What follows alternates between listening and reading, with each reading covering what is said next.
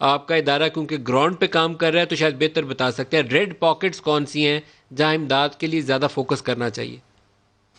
देखिए, सच्ची बात तो ये है कि रेड एरिया तो वो है जिसमें लोग खुददारी की वजह से बाहर नहीं निकल पाते और किसी को कह नहीं सकते, और बस औकात तीसरी सूरत होती है। ये मुल्तान में एक गांव था, उसके एक टीचर थे, तो सच्ची बात ये है कि हमें भी उससे बहुत दुख हुआ।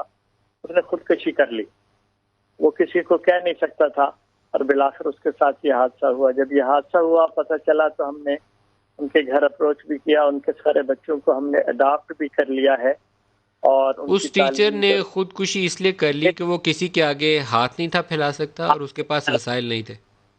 बिल्कुल ऐसा ही है। अच्छा, इस तरह तो के जो लोग हैं ये तो इन बहुत तक ही तकलीफदेह सूरत है। इसका मतलब है कि वो सेगमेंट ज़्यादा वल्नरेबल है कि जो सबसे ज्यादा वो वाइट कॉलर्ड है, सबसे ज्यादा बाइज्जत है, वो भीख नहीं मांगना चाहता और उस तक इमदाद नहीं पहुंच रही तो वो भूख के हाथों फिर मर जाएगा। यही होगा, वो किसी के आगे हाथ तो नहीं फैला सकता, खुददार लोग हैं।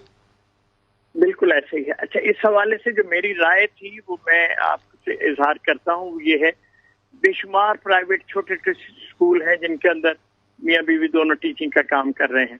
अब उस स्कूलों के फीसों का भी मामला है, इंतजामिया के पास भी कोई चीज नहीं है।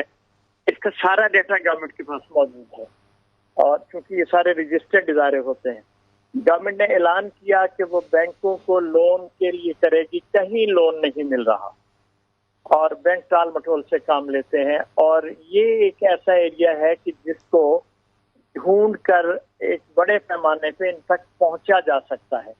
अच्छा, जहां जहां तक इम्कान है हमारा, हमने अब इस अरसे में ये तय किया था सिंध के अंदर भी और केपी में भी, कि जो टीचर्स इस तरह के हैं, जो बसौकत मदारिस के अंदर भी हैं, जो स्कूलों के अंदर भी हैं, वो बाइज्जत लोग हैं, उन तक हम खुद पहुंचेंगे। और इस काम का आगाज हमने रमजान में किया है और अल्हम्दुलिल्लाह मुनासिब हद तक कर रहे हैं। लेकिन ये बड़ा काम है और इस पे बहुत तवज्जो देने की जरूरत है।